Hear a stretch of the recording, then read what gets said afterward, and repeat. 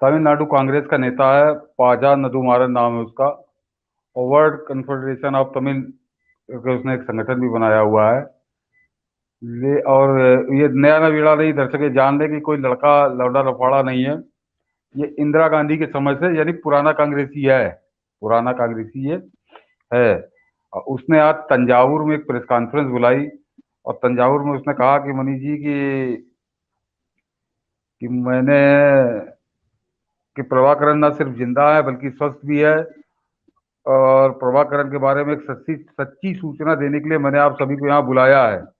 उसके बाद जो उसने कहा मनीष जी कि बदलती ग्लोबल स्थिति और श्रीलंका में जारी राजनीतिक संकट ने प्रभाकरण को बाहर कदम रखने के लिए प्रोत्साहित किया है। टीएनएम नेता ने कहा कि अब समय आ गया है कि प्रभाकरण की मौत के बारे में फैली अफवाहों को खत्म करने का समय आ गया है।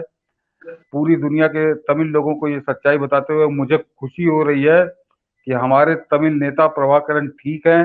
वो जल्द ही सामने आएंगे और इलम तमिलों के जीवन को बेहतर बनाने का प्लान बताएंगे।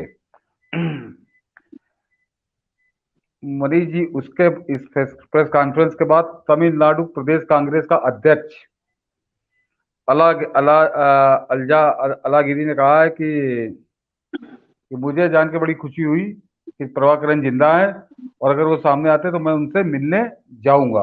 ये तमिलनाडु के प्रदेश कांग्रेस अध्यक्ष का बयान है। तो इसको तो मनीष जी श्रीलंका का खंडन आ गया तुरंत।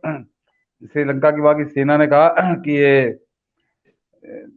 इसका मरने के बाद हमने डीएनए टेस्ट कर लिया था, तो ये एक भद्दा मजाक है और ये कुछ नहीं है। तो प्रभाकरण मर चुका, उसका उसका हमारी सेना ने मारा था, और उसके सारे प्रमाण हमारे पास में, एक घर में था उसके अंदर मारा गया था, वो मारा गया मनीष, वो मारा गया। लेकिन सवाल यह कि ये आज ये सवाल उछाला क्यों गया, ये सनसनी फैलाई क्यों गई। वो कांग्रेस का नेता मैंने कहा बड़ा पुराना, मतलब राजीव गांधी से भी पुराना समय का है। और उसके इस उद्घाटन पे तमिलनाडु प्रदेश कांग्रेस का अध्यक्ष जो अलागिरी जो है, तो पहले इसे डीएम इसका करुणानिधि का ही जो था, लड़का ही है मेरे ख्याल से, उसका स्टालिन का भाई है, सगा है, सौतेला पता नहीं, दो बेटा है, बेटा है। तो बेटा ही है वो, लेकिन इसका शायद सौतेला भाई है स्टालिन का। हाँ हाँ, तो सौतेला भाई है। वह प्रदेश कांग्रेस अध्यक्ष है।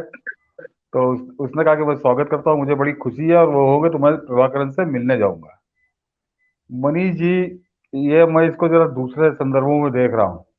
ये राजीव गांधी, राहुल गांधी जो है, जब से इसकी यात्रा शुरू हुई उसके बाद देश में कुछ ना कुछ उपद्रव वाला काम हो रहा है, कहीं रामायण जलाई जा रही है। तो इससे इसने जो है एक ये सिगुफा क्या है मोदी जी, बड़ा खतरनाक सिगुफा, और कांग्रेस ने इसको जानबूझ के उत्पन्न किया है।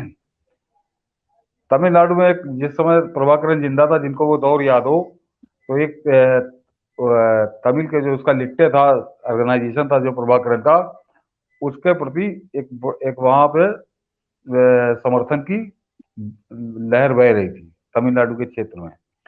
और वो जाहिर सी बात है उग्रवादी संगठन था, तो वो उग्रवादी विचारधारा के लोग एकत्रित हो रहे थे। अब मनीष जी, उस भावना को फिर से भड़काने का प्रयास किया जा रहा है, उस भावना को फिर से भड़काने का प्रयास किया जा रहा है कि वो जो तमिल लिट्टे समर्थक लोग थे, उग्रवादी विचारधारा वाले लोग थे, उनमें एक अफवाह फैलाई जा रही है कि प्रभाकरण जिंदा है और वो सामने आएगा, ताकि वो लोग एक एकत्रित हो, एक मंच पे आने की कोशिश, उनको एक मंच पे लाने की कोशिश उनको की जा रही है। और ये किया क्यों जा रहा है मनीष, ये किया क्यों जा रहा है? तो एक तो देश से मतलब देखिए सीमावर्ती प्रदेश है, वो समुद्र से लगा लगा हुआ प्रदेश है। तो देश में जैसे कश्मीर में अलगाववाद चल रहा है, ऐसे एक अलगाववाद यहाँ शुरू हो जाए, क्योंकि अब श्रीलंका में नहीं होना। श्रीलंका में वहां की सेना ने बहुत बुरी तरीके से कुचल दिया, और प्रभाकरण के मारे जाने के बाद वहां चिड़िया लिट्टे नाम की कोई दिखी नहीं। तो ये यहाँ पर जब उस तरह की भावनाएं उभरेंगी और वो बवाल शुरू होगा, तो जाहिर सी बात है मनीष जी, भारत सरकार के लिए एक सांप और चुकंदर वाली स्थिति ये क्रिएट कर रहे हैं कि अगर वो यहाँ क्रैश करता है, सरकार यहाँ के इनके साथ सख्ती करेगी तो तमिलनाडु में नाराजगी, और अगर इनको इनके खिलाफ कोई कार्रवाई नहीं करती तो श्रीलंका नाराज होगा कि आप दोबारा हम्म। तमिल उग्रवाद को संरक्षण दे रहे हैं। और ये मनीष जी किया क्यों गया है, मैं बता रहा हूं, बड़ा बहुत गहरी साजिश है ये कि श्रीलंका में जब से उसके यहाँ भुखमरी पूरी भाई छाई, उसके बाद से मनीष जी दोबारा हिंदुस्तान का श्रीलंका में प्रभुत्व जमना शुरू हुआ है। चीन के पांव वहां से उखड़ने लगे हैं और वहां के आम नागरिकों में चीन के प्रति एक घृणा और नफरत का भाव है। अच्छा। ये तमिल उग्रवाद को भड़काकर तमिलनाडु की धरती से कुछ हरकतें ऐसी करके ये श्रीलंका में भारत के प्रति फिर एक वही भाव पैदा करना चाहते हैं, शत्रुता का, कि ये तो हमारे, वही मनीष जी जैसे समझ लीजिए कि कश्मीर के कश्मीरी आतंकवादियों को पाकिस्तान प्रश्रय देता है, वही स्थिति हो जाएगी अगर हम यहाँ इनके साथ यहाँ पे वो काम हरकत शुरू हो जाए, क्योंकि वो प्रभाकरण तो खत्म हो चुका है। और उस स्थिति का जो सर्वाधिक लाभ अगर किसी को मिलेगा तो मनीष जी वो चीन को मिलेगा। चीन वो को चीन मिलेगा। को मिलेगा। मैं वही कहना चाह रहा चीन था। को जी जी। उसका उसका सर्वाधिक लाभ चीन को मिलेगा। जो चीन के पांव वहां से उखड़ रहे हैं श्रीलंका से, ओ वो दोबारा हो। दोबारा जम जाएंगे। तो ये क्या बात। बड़ी सोची समझी सुनियोजित संगठित साजिश है। और उसको समझ लीजिए कि कांग्रेस उससे मुकर नहीं सकती। एक कांग्रेस नेता ने आके ये दावा किया, ये अफवाह फैलाई, सनसनी फैलाई, और दूसरे प्रदेश कांग्रेस अध्यक्ष वो ये कह रहा है कि मुझको बड़ी खुशी हुई है जान के, और अगर वो जिंदा तो मैं उनसे मिलने जाऊंगा। ये मनीष जी क्या ये फिर से प्रभाकरण के नाम पर एक वहां पर तमिल उग्रवाद को दोबारा पैदा करने की कोशिश साजिश है। है। हाँ, वही वही साजिश कह लीजिए, कोशिश कहिए। और ये वही है कि जैसे पंजाब शांत पड़ा था तो वो किसान आंदोलन के नाम पे इन्होंने खालिस्तानी गुंडों को दोबारा किसान के नाम से मान्यता देके पंजाब में इन्होंने आग लगा दिया। उसका नतीजा हम लोग देख रहे हैं। अब ये और भयानक होगा। वही काम ये चला वहां से दंड यात्रा पे अपनी, और तमिलनाडु में इसने किस किन लोगों से, कैसे कैसे लोगों से मिला है। अभी दर्शकों को बता दूं मनीष जी की ये उदय कुमार से भी मिला था। वो वहां का सबसे नटोरियस आदमी है। उसको पता नहीं कितने देशद्रोह के मुकदमे हैं कि और एक तरह से वो आतंकी ही है, सफेद पोश आतंकी। उस उदय कुमार से इसका बड़ा लंबा वो इसके साथ यात्रा में भी शामिल हुआ। तो उन सब वो उन तत्वों के साथ साठ गांठ करके, और ये बड़ी सोची समझी रणनीति के तहत ये शिगुफा छेड़ा गया है कि प्रभाकरण जिंदा है। और जिंदा है। और वो तमिलों के लिए कोई बहुत बड़ा प्लान बना के सामने आएगा।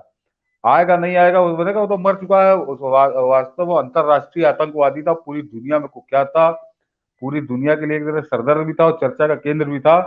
तो उसमें झूठ नहीं बोल सकता था श्रीलंका। मनीष जी उसके लड़के बच्चे सबको बहुत निर्ममता से मारा था श्रीलंका की फौज ने। और वो उसका डीएनए टेस्ट वगैरह हुआ था। और सबसे खास बात है कि प्रभाकरण के मरने के बाद वहां से तमिल उग्रवाद खत्म हो गया श्रीलंका की धरती से। उसके बाद अब वहां कोई ऐसा होना नहीं है। वो उस उग्रवाद को ये दोबारा तमिलनाडु में पनपाने की जिंदा।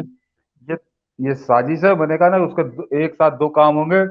पहले तो ये कांग्रेस चाइना की ड्यूटी बजा रही है कि श्रीलंका के साथ आपके मतलब संबंध खराब इससे चाइना खराब से हो। फंडिंग हो जाएगी, इसके कारण पार्टी को चुनाव लड़ने के लिए अडानी अंबानी से हाँ मिल नहीं रहा है, इसीलिए मतलब हाँ बाप बाप कर रहे हैं अडानी अंबानी को बदनाम करने के लिए, पूरी दुनिया में भारत की छवि खराब कर रहे हैं, भारत का जो मार्केट बिजनेस मार्केट है उसे चौपट किया जा रहा है। मतलब चीन से फंडिंग पाने के लिए 2024 के चुनाव के लिए भारत के खिलाफ एक षड्यंत्र जो है आपको नजर आ रहा है। हाँ हाँ, बिल्कुल एकदम साफ है। एकदम साफ मनीष जी, दर्शकों को बता दूं कि देखिए तमिलनाडु में उसका खुला समर्थक, ढका छुपा नहीं, राजनीतिक क्षेत्र में प्रभाकरण का सबसे खुला समर्थक था वो वाइको, जो अपना अकेली एक पार्टी बनाए, वो भी वन मैन आर्मी की तरह वो अपना चुनाव जीत जाता है। वो यूपीए सरकार में मनीष जी वो मंत्री था। यूपीए की सरकार हम्म। में मंत्री था, क्योंकि वो डीएमके का गठबंधन सहयोगी था। और वो बिल्कुल छुपाता नहीं मनीष बिल्कुल। जी। प्रभाकरण के साथ उसकी फोटो, प्रभाकरण से मुलाकात के उसके वीडियो, और वो बड़े गर्व के साथ प्रभाकरण से अपने संबंधों को स्वीकारता था।